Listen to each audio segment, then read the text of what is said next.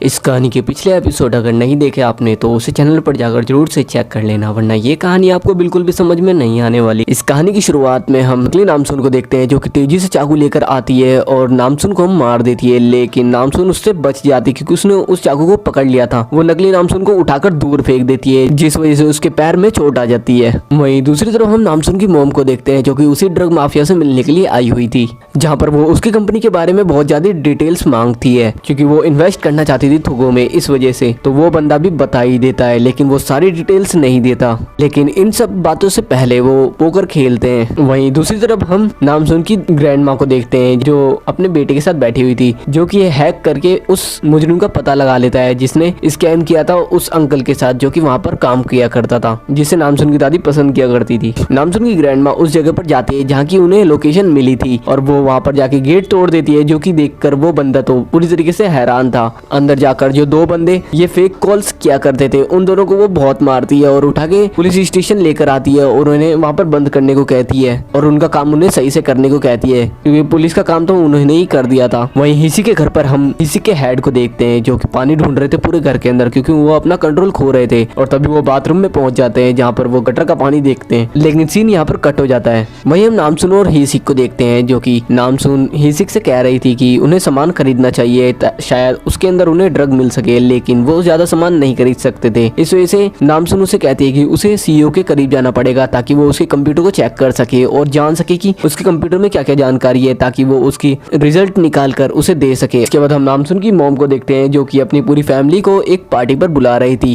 हम नामसून के डैड को देखते हैं जिनके सामने उसका बेटा बैठा हुआ था। वो कहता है कि जरूर उनका बर्थडे है इस वजह से उन्होंने पार्टी रखी होगी, लेकिन जो नामसून के डैड थे वो कहते हैं कि आज तक तो उसे याद नहीं रहा, तो आज वो कौन सा उसके बर्थडे की पार्टी रख लेगी, उसने बस सभी को एक साथ बुलाया है और कुछ भी बात नहीं है। वहीं हम देखते हैं जो नामसून का भाई था उसने वो गोली खा ली थी जो उस लेडी ने दी थी, तो उसे भूख भी नहीं लगती वहां पर। इसके बाद हम नामसून की मॉम को देखते हैं जो कि उसी बंदे के पास गई थी जिन्होंने उसे एक बार काट दिया था और जो कि उसका बाइक से भी पीछा किया था। दरअसल ये लोग अच्छा काम करते थे, इस वजह से नामसून की मॉम इनके साथ काम कर रही थी। वो इन्फॉर्मेशन लाकर उस ड्रग माफिया की उस बंदे को दे देती है। वो बंदा भी कुछ इन्फॉर्मेशन नामसून की मॉम को देता है कि उन्होंने किस किस के साथ डील करी है, यानी कि उनके कस्टमर कौन कौन है जो उसे ड्रग खरीदते हैं। वही हम थुगो कंपनी के मैनेजर को देखते हैं जो कि उसी ड्रग माफिया के पास यानी कि सीईओ के पास वहाँ के नामसून की वीडियो लाकर दिखाता है जो कि उस वक्त की थी जब वो सामान चोरी कर रही थी रात को। जब नामसून की मॉम उस बंदे से बात कर रही थी जिनके पास वो आई हुई थी, तभी उन्हें उस बंदे का कॉल आ जाता है जिससे वो नंबर लेकर आई थी जो उनके साथ नंबर्स गेम खेला करता था। वो अभी भी उनके साथ नंबर्स गेम ही खेल रहा था, लेकिन तभी नामसून की मॉम उससे कहती है कि वो सीधा सीधा बता दे कि ब्रेड कहाँ पर है, तो वो उसका एड्रेस बता देता है जहाँ पर हम ब्रेड को देख पाते हैं जो ब्रेड खाते हुए एक लेडी को बेवकूफ बना रहा था, स्कैम करने वाला था वो उसके साथ। वहीं दूर से उसे नामसून की मॉम भी देख रही थी और वो वहाँ पर पहुंच जाती है उनके पास और नामसून की मॉम को देखकर तो वो ब्रेड वहाँ से चला जाता है। वहीं हम थुगो कंपनी का सीन देखते हैं जहाँ का जो मैनेजर था वो नामसून के पास आता है और उसे बताता है कि उसे सीईओ ने बुलाया है, तो नामसून भी सोचती है ये एक अच्छा मौका है, इस वजह से वो उसके पास जाने के लिए तैयार हो जाती है। हिसिक नामसून को उस सीईओ के पास जाने के लिए मना करता है क्योंकि उसे पता था उसने सामान चुराया है, तो वो उसके बारे में ही बात करने वाला था। इसके बाद नामसून पहुंच जाती है उस ड्रग माफिया के पास। ड्रग माफिया जब उसकी बातें सुनता है और उसका स्टाइल देखता है तो उसे वो बहुत ज्यादा पसंद आती है, तो वो कहता है कि वो उसे अपना दोस्त बनाना चाहता है, तो वो उसे अपना नंबर भी दे देता है, जिससे तो नामसून बहुत ज्यादा खुश हो जाती है क्योंकि ये तो सारा नामसून का ही प्लान था। नामसून वहाँ बैठी उसके पूरे रूम को ध्यान से देख रही थी। वहीं वो उसका कंप्यूटर भी देखती है ताकि वो उसके कस्टमर्स का डाटा निकाल सके।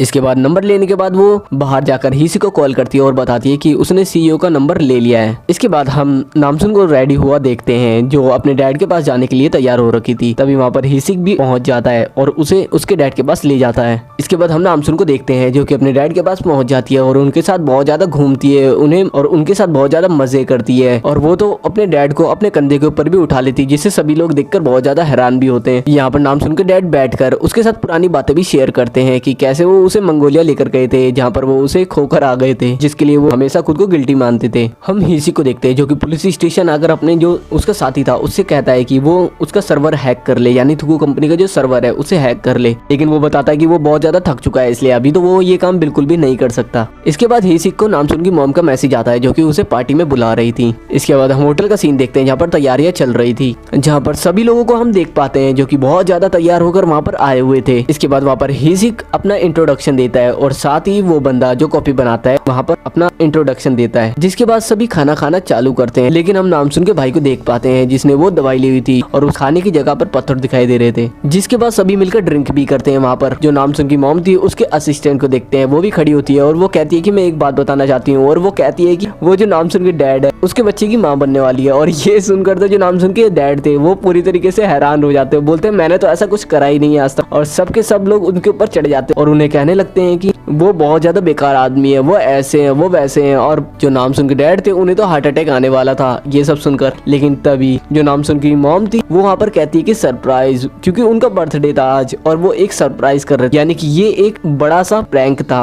जैसे ही सब उन्हें हैप्पी बर्थडे बोलते हैं वैसे ही वो कहते हैं कि उन्हें तो हार्ट अटैक आने वाला था। इसके बाद देर रात को हम नामसुन और हीसिक को एक साथ देखते हैं जो कि छत पर खड़े स्टार्स देख रहे थे, जहाँ पर जो हीसिक था वो अपने भाई के बारे में भी बताता है जो कि कई साल पहले मारा जा चुका था एक एक्सीडेंट में। वहीं हीसिक भी जो नामसुन के डैड थे और उसके भाई थे और उसके जो मामा थे उनके साथ बैठकर वहाँ पर टाइम स्पेंड कर रहा था। वहीं दूसरी तरफ हम नामसुन की मॉम और उसकी दादी को एक साथ देखते हैं। तभी जो हीसिक था उसके जाने का टाइम हो गया था, वो कहता है कि उसे काम पर भी जाना है सुबह, इस वजह से वो वहाँ से निकल जाता है। वहीं पर जो नामसुन की मॉम थी वो उसे कहती है कि वो उसे एक रैम्बो दिखाएगी, तो वो ऊपर पानी फेंकते हैं और वहाँ पर एक रैम्बो बन जाता है और वो पानी जाकर सीधा हीसिक के ऊपर गिरता है जो कि नीचे से जा रहा था। और वो कहता है कि ये बिन बादल बरसात कहाँ से हो रही है। इसके बाद हम मॉर्निंग का सीन देखते हैं जहाँ पर हम एक तुगो की वैन देखते हैं जो डिलीवरी करने जा रहा था एक बंदा। तभी वो देखते हैं कि वो गाड़ी बीच सड़क में खड़ी हुई थी। जब बंदे आकर उसे खोलते तो उसके अंदर जो एक बंदा था वो बेहोश हो रखा था। हम नामसुन को देखते हैं जो कि इसी को कॉल करके बताती है कि उसे जो वहाँ का सीईओ है उसने उसके पास बुलाया है और वो कहता है कि वो उसे यहाँ पर काम नहीं करना पड़ेगा, उसे कोई दूसरी पोस्ट देने वाला है वो।